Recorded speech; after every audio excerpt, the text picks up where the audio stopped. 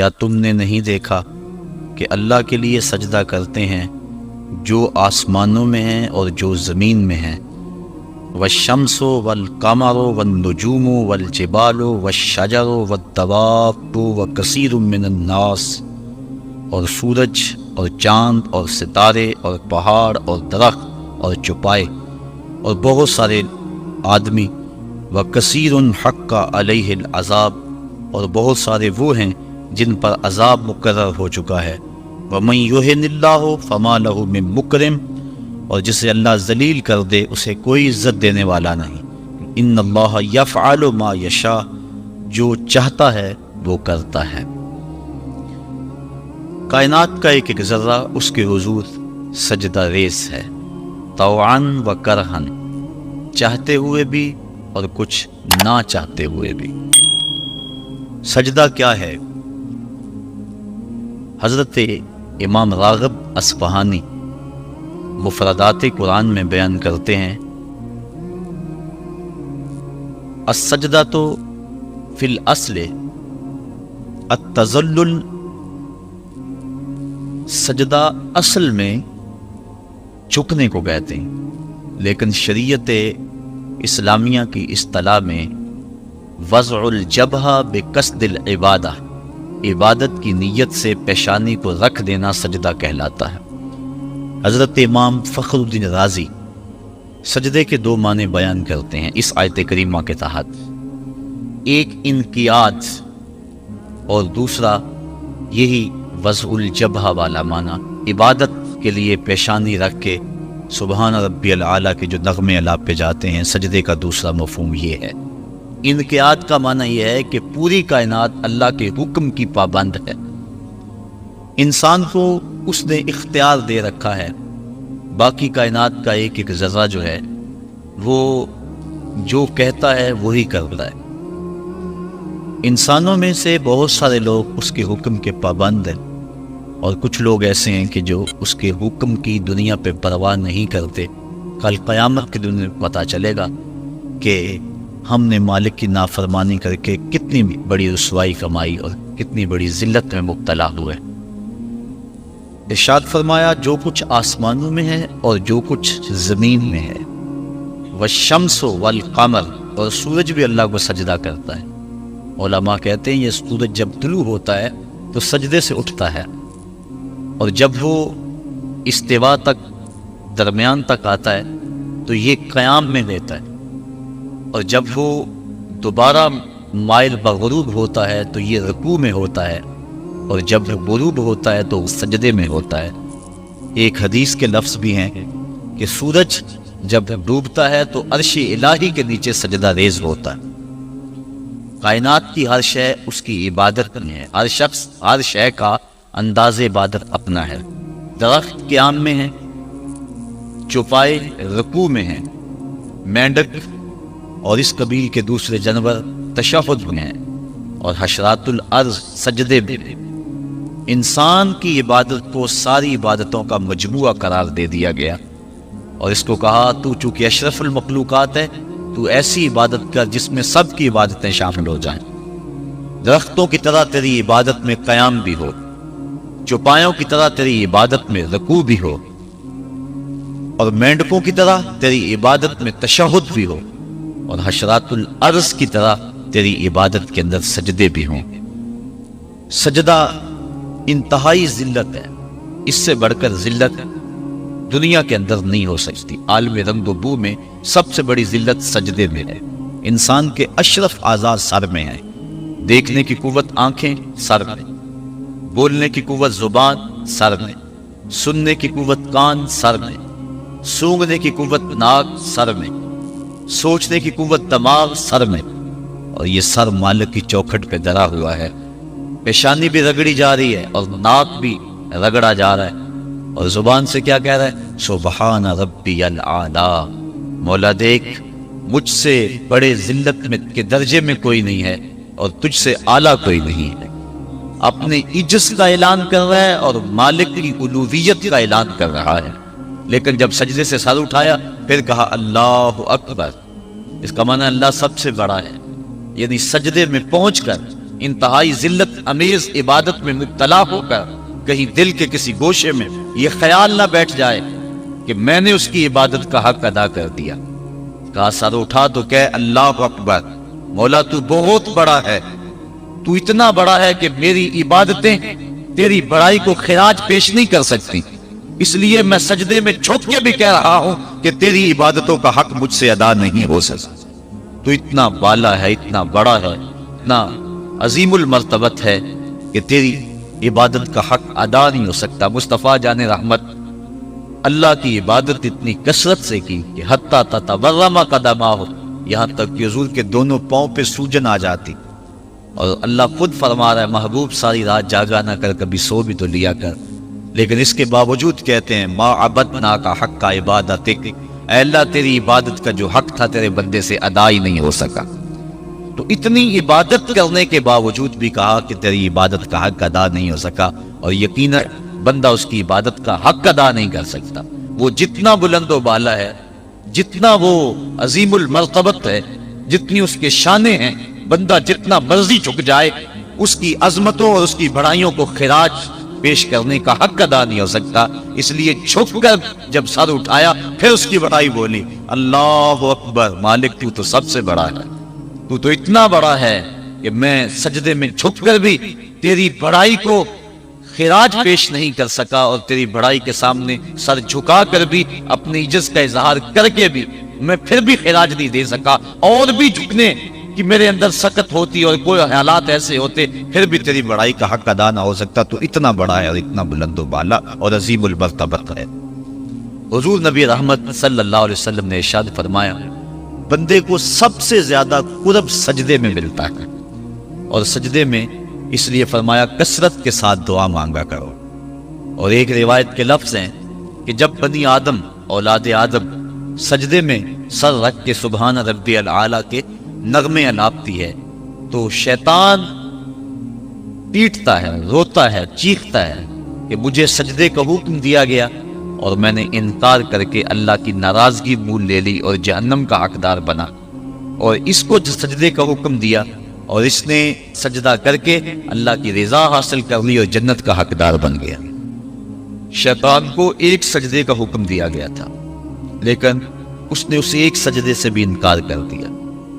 فرشتوں کو ایک سجدے کا حکم دیا گیا تھا لیکن انہوں نے 2 سجدے کیے۔ یہ جو ہم بھی نماز پڑھتے ہیں، ارشاد ہے ورکعوا واسجدوا، رکوع کرو اور سجدہ کرو، تو اسی طرح کا حکم ورکعوا ہے اور اسی طرح کا حکم واسجدوا ہے، رکوع کرو اور سجدہ کرو۔ رکوع ہم ایک کرتے ہیں، سجدے 2 کرتے ہیں، یا تو پھر رکوع بھی 2 کیا کریں یا پھر سجدہ بھی 1 کیا کریں، چونکہ امر ہے امر، اور امر تکرار کا تقاضا نہیں کرتا اور نہ اس کا احتمال رکھتا ہے۔ میں آپ کو ایک بات کہوں تو ایک مرتبہ آپ اس کو تسلیم کر لیں تو جو امر کی تعبیر ہوگی، تو امر تکرار کا تقاضا نہیں کرتا۔ تو کہا گیا سجدہ کرو تو ایک سجدہ کرنا واجب تھا لیکن ہم سجدے 2 کرتے ہیں۔ تو علماء کہتے ہیں کہ جب فرشتوں نے سجدے میں پیشانی رکھی اور سبحان ربی العالی کے نغمے الاپے اور سجدے سے سر اٹھایا، دیکھا کہ ایک اکڑا کھڑا ہے، پھر دوبارہ سجدے میں سر رکھ کے سبحان ربی العالی کہنا شروع کر دیا، میرے مالک تیرا شکر تو نے ہمیں سجدے کی توفیق عطا فرما دی۔ اس لیے سجدے 2 ہو گئے اور رکوع 1 رہا۔ سجدہ انتہائی ذلت ہے اور عبادت کا انتہائی درجہ ہے۔ سجدے میں سر رکھ کے جو دعا مانگی جائے اللہ اس دعا کو رد نہیں کرتا۔ شیطان نے اللہ کے روبرو اس کی عزت کی قسم کھا کے کہا مجھے تیری عزت و جلالت کی قسم، میں تیرے بندوں کو تیرے تک نہیں پہنچنے دوں گا، ان کے دائیں سے آؤں گا، ان کے بائیں سے آؤں گا، ان کے آگے سے آؤں گا، ان کے پیچھے سے آؤں گا، ان کی چاروں سمتیں گھیر دوں گا اور ان کو تیرے تک نہیں پہنچنے دوں گا۔ حضور فرمایا ظالم 2 رستے بھول گیا، کوئی بندہ سجدے میں پیشانی رکھ کے اس کو پکارتا ہے تو مالک اس کو بھی رستہ عطا فرما دیتا ہے، اور کوئی ہاتھ اٹھا کے دعا مانگتا ہے تو مالک اس کی بھی رد نہیں فرماتا۔ بلکہ حدیث کے لفظ ان ربکم حیی کریم یستحیی من عبدہ اذا رفع یدیہ ان یردہما صفرا، تمہارا رب سخی بھی ہے، زندہ بھی ہے، کریم بھی ہے۔ بندے جب اس کے سامنے ہاتھ پھیلا کے دعا مانگتے ہیں اللہ فرماتا ہے مجھے شرم آتی ہے ان کے اٹھے ہوئے ہاتھوں کو خالی کیسے موڑ دو۔ تو بندے اس کے حضور جب مانگیں، مطالبہ کریں تو مالک بندوں کی دعاؤں کو قبول کرتا ہے۔ تو یہ دو راستے کھلے ہوئے ہیں، ہاتھ اٹھا کے دعا مانگیں یا سجدے میں سر جھکا کے دعا مانگیں، تو مالک اپنے بندوں کی دعا کو قبول فرماتا ہے، شرف قبولیت بخشتا ہے۔ سجدہ بندگی کا اظہار ہے، اور انسان جتنے مرضی مرتبہ کمال پہ پہنچ جائے اس کے لیے اعزاز یہ ہے کہ وہ بندہ ہو۔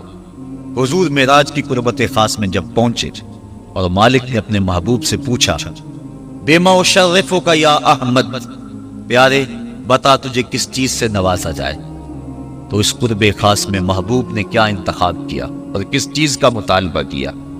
حضرت امام رازی نے لکھا، اور بھی علماء نے، ملا جیون تفسیرات احمدیہ میں لکھتے ہیں کہ حضور نبی رحمت صلی اللہ علیہ وسلم نے اس قرب خاص میں اللہ کی بارگاہ میں عرض کی، بنسبتی الیک شرفنی بالعبودیہ، اے اللہ ساری زندگی سجدوں میں پیشانی رکھ کے میں کہتا رہا ہوں کہ تو میرا اللہ ہے، آج تو بھی تو کہہ دے کہ تو میرا بندہ ہے، تو مجھے بندہ کہہ کے پکار دے۔ بندگی میں جو مزہ ہے بندے کے لیے، اس سے بڑا اور کوئی اعزاز ہو ہی نہیں سکتا۔ حضرت غوث اعظم شیخ عبد القادر جیلانی رحمۃ اللہ تعالی علیہ فرماتے ہیں کہ ولایت میں سب سے کمال مرتبہ جو بندے کو نصیب ہوتا ہے وہ مقام بندگی ہے۔ بندگی وہ دولت ہے کہ جو بندے کو کائنات کی قوتوں کے سامنے سینہ سپر ہونے کی قوت دیتی۔ جب خدا کے سامنے بندہ جھک جاتا ہے تو پھر کسی اور کے آگے نہیں جھکتا۔ یہ درس ہے توحید کا، یہ سبق ہے سجدے کا۔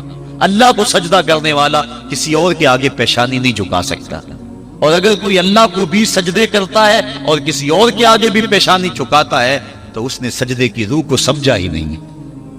توحید کے دامن میں آباد ہونے والا کائنات کی ہر شے سے بے خوف ہو جاتا ہے۔ حضرت شیخ سعدی شیرازی فرماتے ہیں، میں روح جنگل میں کھڑا تھا، ایک آدمی شیر کے اوپر سوار ہوا، ہاتھ میں سانپ کا کوڑا پکڑا ہے، میرے پاس آ کے رک گیا، میں ڈر گیا، مجھے کہنے لگا سعدی ڈر گئے ہو؟ میں نے کہا بات ہی ڈرنے کی ہے۔ کہنے لگا سعدی تو خدا کا ہو جا، خدا کی خدائی تیری ہو جائے گی۔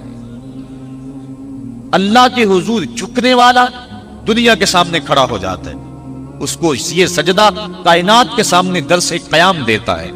جنگل کا بادشاہ شیر ہوتا ہے، اور جو جانور کمزور بھی اس بادشاہ کے قرب میں رہتے ہیں وہ جنگل کے بڑے بڑے جانوروں کو بھی خاطر میں نہیں لاتے۔ کیوں؟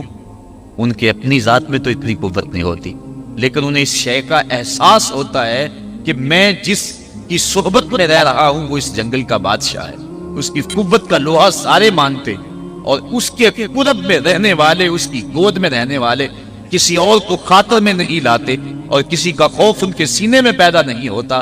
تو جو مالک کو ماننے والے ہیں، توحید کے دامن میں پناہ لینے والے ہیں، لا خوف علیہم ولا یحزنون، کائنات کی کسی شے سے نہیں ڈرتے۔ بلکہ مفسرین نے فرمایا، یہ جو قرآن مجید میں آتا نا اتقوا اللہ، اس کا معنی اللہ سے ڈر جاؤ۔ اتقوا کا معنی ڈر جاؤ، لیکن اس کی نسبت اگر اور ہوگی، اس کا مفعول کوئی اور ہوگا تو پھر ڈرنے کا مفہوم نہیں ہوگا۔ اتقوا اللہ قرآن میں لفظ موجود ہے۔ اتقوا النار، اس کا معنی یہ نہیں کریں گے آگ سے ڈر جاؤ، جبکہ لفظ تو وہی ہے، اتقوا اللہ، اللہ سے ڈر جاؤ۔ اتقوا النار، اس کا معنی ہونا چاہیے آگ سے ڈر جاؤ۔ جو لوگ لفظی ترجمہ کرنے بیٹھ جاتے ہیں اور شریعت کے مزاج سے آگاہ نہیں ہوتے، وہ ترجمۃ القرآن میں بڑی غلطیاں کرتے ہیں۔ اس لیے ہر کس و ناقص کا ترجمہ نہیں پڑھنا چاہیے، دیکھنا چاہیے کہ قرآن کی روح کو اور منشا کو اور شریعت کے مزاج کس نے سمجھا۔ تو اتقوا اللہ کا معنی اللہ سے ڈر جاؤ، اتقوا النار وہی معنی ہونا چاہیے آگ سے ڈر جاؤ، لیکن علماء کہتے ہیں، مفسرین نے اس کی تصریح کی ہے، فرماتے ہیں جب اتقوا النار کہیں گے تو اس کا معنی یہ نہیں ہوگا کہ آگ سے ڈر جاؤ، اس کا معنی ہوگا آگ سے بچ جاؤ۔ اتقوا اللہ کا معنی اللہ سے ڈر جاؤ، اتقوا النار کا معنی آگ سے بچ جاؤ۔ لفظ وہی ہے لیکن مفعول کے بدلنے سے مفہوم بدل گیا، اس لیے کہ جو مومن ہے وہ اللہ کے علاوہ کسی سے نہیں ڈرتا، اس کے سینے میں کسی کا خوف نہیں پنپ سکتا۔ حقوق اولاد کے حوالے سے میں نے گفتگو کے اندر کہا تھا، جو افراد موجود ہوں گے اس جمعہ میں انہیں اچھی طرح یاد ہوگا کہ ہم بچوں کی جب تربیت کرتے ہیں تو ان کے نفسیات کا ہمیں لحاظ رکھنا ہوگا۔ بعض کا بچہ رو رہا ہوتا ہے، ماں نے اس کو چپ کرانا ہوتا ہے، کوئی ضروری کام ہوتا ہے، بچہ چپ نہیں کرتا تو ماں اس کو چپ کرانے کے لیے بڑے جتن کرتی ہے۔ تو بعض کا ایسا ہوتا ہے کہ بچے کو چپ کرانے کے لیے ماں جلدی سے اس کو اپنی چھاتی سے چمٹا لیتی ہے اور کہتی ہے بچہ چپ کرو، بلی آ گئی۔ میں کہا کرتا ہوں کہ یہ بچے کی نفسیات پہ بہت بڑا حملہ ہے اور بچے کو بزدل بنایا گیا ہے. جو بچپن میں جس بچے کو بلی سے ڈرایا گیا بڑا ہو کر وہ شیر کا مقابلہ نہیں کر سکتا. تو بچے کے نفسیات کے اندر یہ شے بچپن میں ہی ڈالی جائے کہ اللہ کے علاوہ کسی کا خوف اس کے سینے میں پنپنے ہی نہ پائے. یہ ہے تربیت جو ہم اپنی اولاد کی کریں. اور ایک یہ تربیت ہے جو اہل ایمان کی محمد عربی نے کی تھی. 313 ہو کے جبر کی قوتوں کے خلاف کھڑے ہو گئے. جب عمیر نے جا کے رپورٹ لی نا ابو جہل کو کہ وہ تو 3 اونٹ کھا سکیں گے اور 300 سے کچھ کم اور کچھ زیادہ ان کی تعداد ہے، اس سے زیادہ نہیں ہے، میں خوب وادیاں دیکھ آیا ہوں، میں خوب ٹیلے دیکھ آیا ہوں. تو ابو جہل نے سنادید قریش کو بلا کر کہا عمیر کی رپورٹ سنو کتنی حوصلہ افزا ہے. صبح لڑائی کی نوبت نہیں آئے گی، صبح تو رسیاں اکٹھی کرو، جکڑ جکڑ کے مسلمانوں کو اونٹوں کی پشتوں پہ باندھ لیں گے اور پھر سین حرم میں جا کے کعبۃ اللہ کی دیواروں کے ساتھ باندھ دیں گے. لوگوں کو تماشا دکھایا کریں گے کہ یہ نیا دین لے کر آئے تھے اور یہ ان کا کیا حال ہے. جب اس نے رعونت پڑے اتنی زبان سے اس کی جملے نکالے تو عمیر جو سارا منظر اپنی آنکھوں سے دیکھ کر آیا تھا، ابن حشام میں لفظ موجود ہے، اس نے کہا وَلَٰكِنْ رَأَيْتُ یا معشر قریش البلایا تحمل المنایا. اے قریش کے سرداروں اتنے بھی تکبر میں نہ آؤ، میں اپنی ان آنکھوں سے دیکھ کر آیا ہوں کہ یثرب کی اونٹنیاں اپنی پشتوں پہ نری موتیں اٹھا کے لے آئی ہیں. ان کے بدن پہ چیتڑے ہیں، ان کے پیٹ کمر سے لگے ہوئے ہیں، لیکن وہ زخمی سانپوں کی طرح پیچ و تاب کھا رہے ہیں. کل ان میں سے کوئی نہیں مرے گا جب تک تم میں سے ایک ایک کو لڑ نہیں جاتا. تم تو یہ کہتے ہو رسیاں اکٹھی کرو، میرا مشورہ مانتے ہو تو رات کے اندھیرے میں بھاگ سکتے ہو تو بھاگ جاؤ. اس قوم سے لڑنا تمہارے بس کا روگ نہیں ہے جو مرنے کے لیے آئی ہے. اتنی بڑی قوت کو دیکھ کر ان کے سینے میں خوف پیدا نہیں ہوا، بلکہ آپ جانتے ہیں بدر کی تاریخ گواہ ہے کہ 2 گھوڑے تھے. ایک روایت میں صرف ایک گھوڑا تھا، 6 زرہیں تھی، 8 تلواریں تھیں، 70 اونٹ تھے. اور جن کے پاس تلواریں دی تو انہوں نے کھجوروں کے ڈنڈے توڑ لیے اور ہواؤں میں لہرانے شروع کر دیے. جب یہ ملکوتی قافلہ مدینے سے باہر نکل رہا تھا، دکانوں پہ یہودی عیسائی بیٹھے تھے. انہوں نے کہا مسلمانوں کس بل بوتے پہ جا رہے ہو، کس برتے پہ جا رہے ہو، کون سا آسرا ہے تمہارا، آلات حرب و ضرب تو تمہارے پاس موجود نہیں.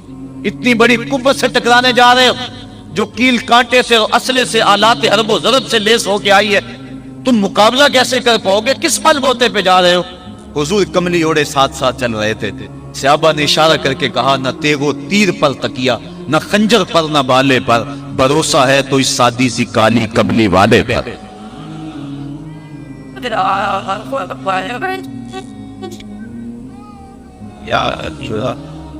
اب اس ماحول میں جبکہ کفار پورا لاؤ لشکر لے کے آئے اور ابو جہل نے کہا اعلان کر دو لنا عزا ولا عزا لکم، یہ ان کے بت کا نام ہے. ہمارے پاس عزا ہے تمہارے پاس عزا نہیں، ہمارے پاس لات ہے تمہارے پاس لات نہیں، ہمارے پاس منات ہے تمہارے پاس منات نہیں، ہمارے 360 خدا اور تمہارا ایک خدا، مقابلہ دے دے. اس نے کہا کھڑے ہو کے اونچی جگہ پہ کہا اپنے نقیب کو اعلان کرو لنا عزا ولا عزا لکم. حضور کے کانوں میں آواز پڑی، فرمایا علی تم بھی اونچے ٹیلے پہ کھڑے ہو جاؤ اور تم ان کو جواب میں کہو اللہ مولانا ولا مولا لکم، اللہ ہمارا مولا ہے تمہارا مولا کوئی نہیں ہے. اور پھر حضور نے سجدے میں سر رکھ دیا. سجدہ اتنی بڑی قوت ہے، ہزاروں ایٹم بمبوں کے اندر وہ قوت نہیں ہے جو سجدے کے اندر طاقت رکھ دے. آج دنیا سے ہم ڈر رہے ہیں اس لیے کہ ہمارے سجدے چھن گئے ہیں، ہمارے سجدوں کی آبرو چھن گئی ہے، ہمارے سجدوں میں وہ حرارت اور گرمی نہیں رہی، وہ رقت اور وہ نرمی نہیں رہی.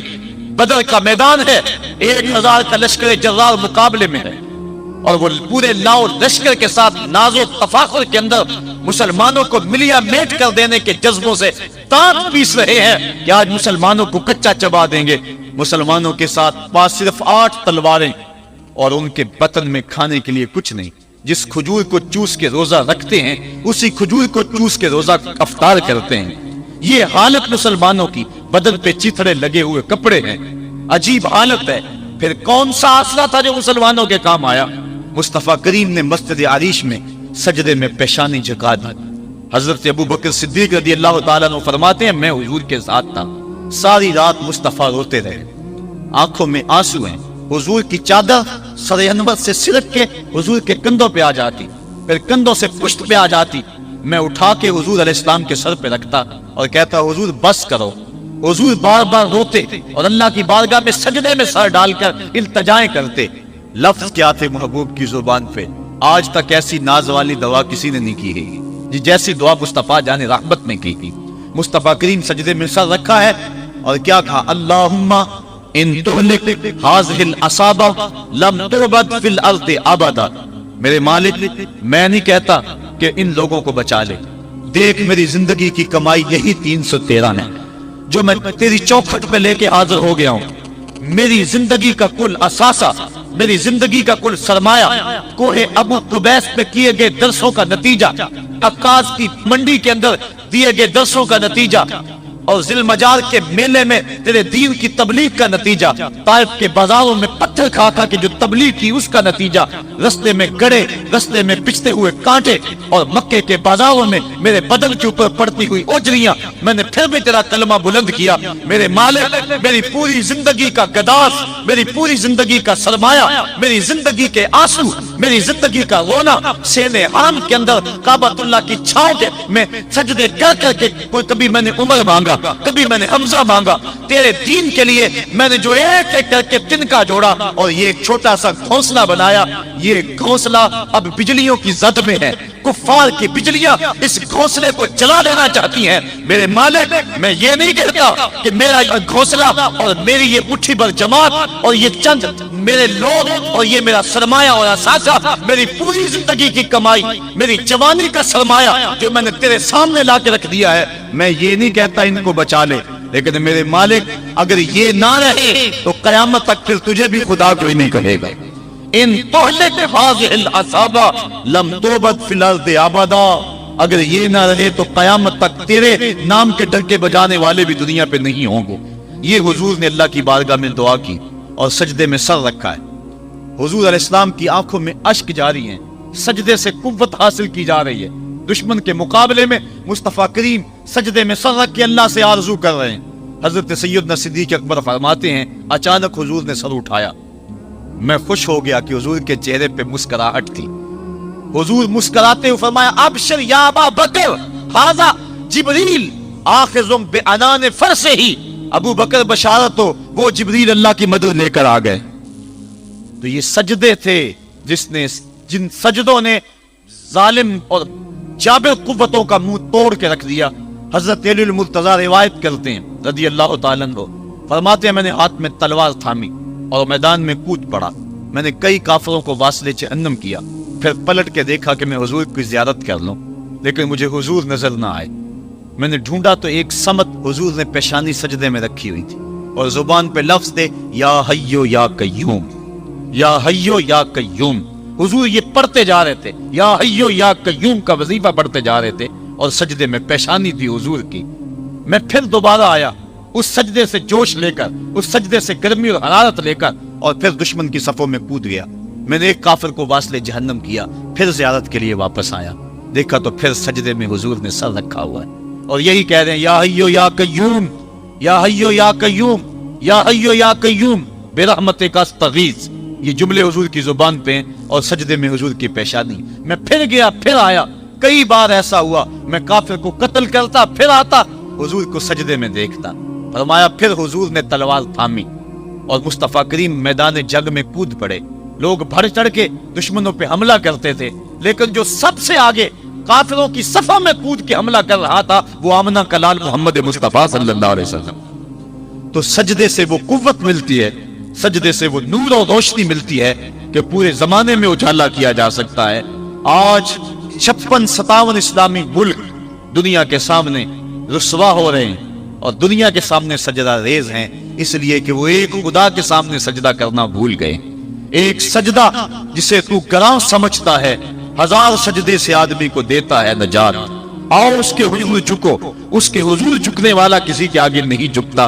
سجدہ اس کو قوت دیتا ہے، تو راز کن فکاں ہے، اپنی آنکھوں پر عیاں ہو جا، خودی کا راز نہ ہو جا، خدا کا ترجمہ ہو جا، خودی میں ڈوب جا غافل یہ سر زندگانی ہے، نکل کر حلقۂ شام و سحر سے جا ودا ہو جا، گزر جا بن کے سیلے تند رو کوہ بیاباں سے، گلستان راہ میں آئے تو جوئے نغمہ کہاں ہو جا۔ مالک کے حضور جب بندہ عزت سے سر جھکا دیتا ہے اللہ کی رحمتیں بندے پہ نازل ہوتی ہے۔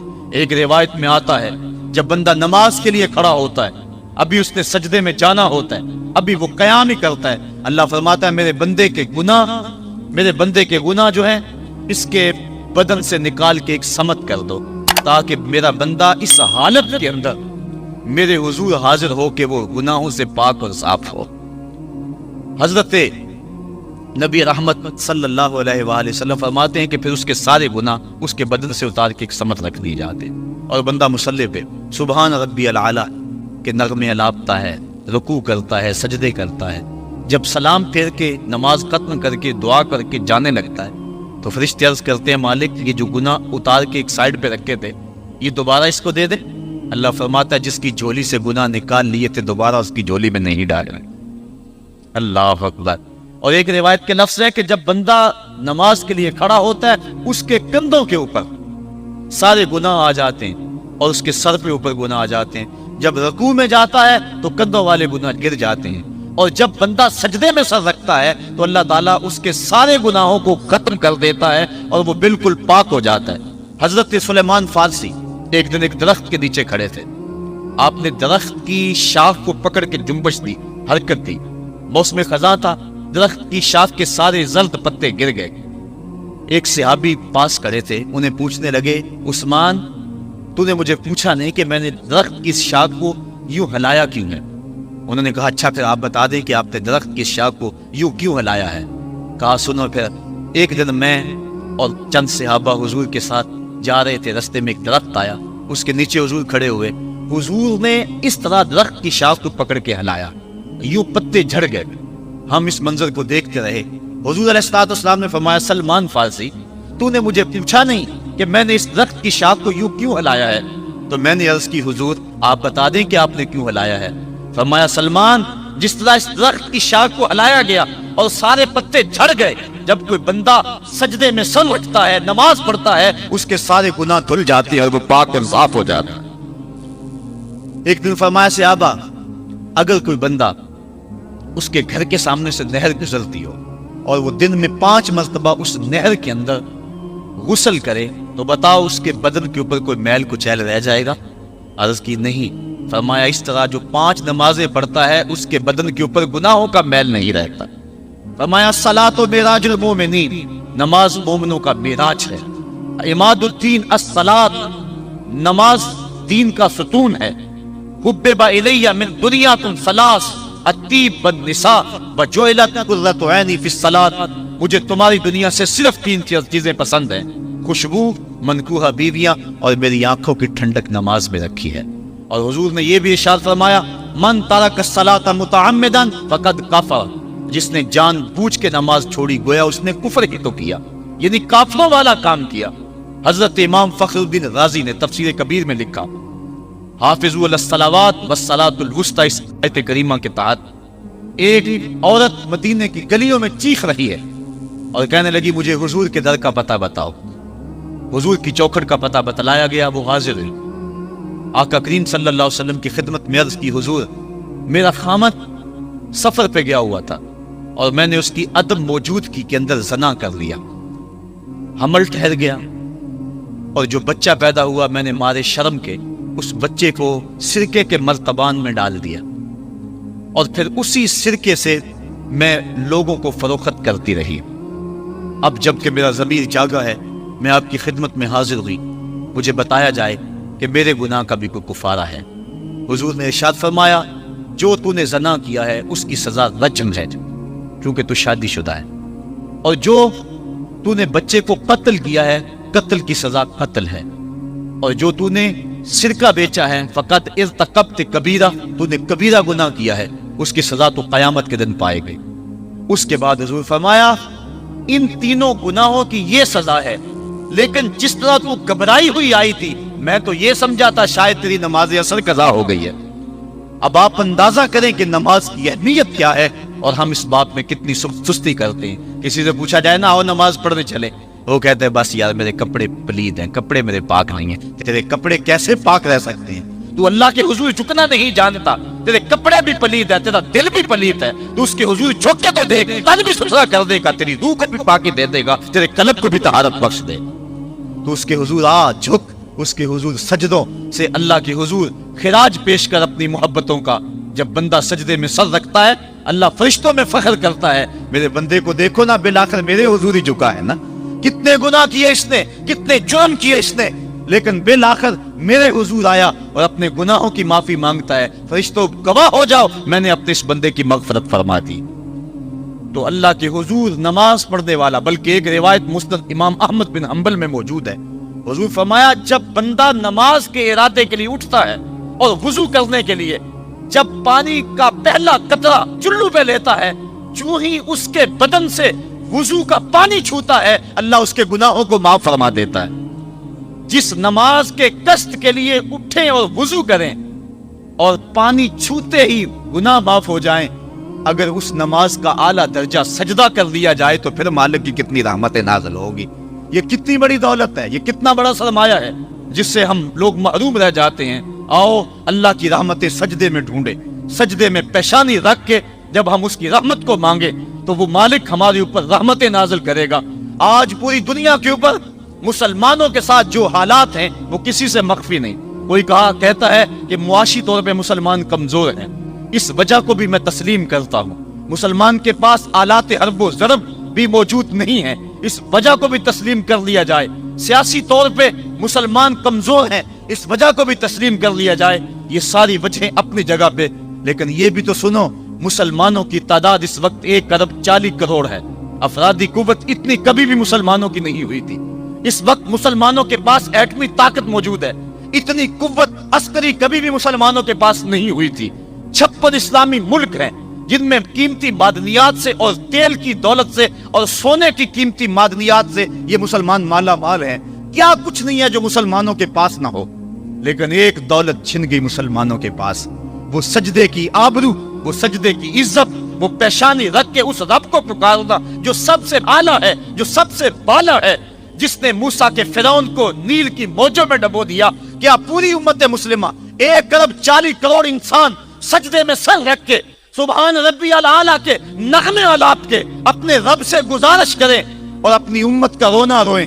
کشمیر میں لٹتی ہوئی جوانیاں اور کل قدس کے اندر بہتا ہوا خون, شبرغان سے لے کر کابل و قندھار تک اور موصل سے لے کر تقریب تک مسلمان کے اوپر جو ظلم و تشدد ہو رہے ہیں, اپنے رب کے حضور اس کا دکھڑا سنائیں اور اپنے مالک کو کہیں میرے مالک ہم لٹ گئے, ہم کٹ گئے, ہم پٹ گئے.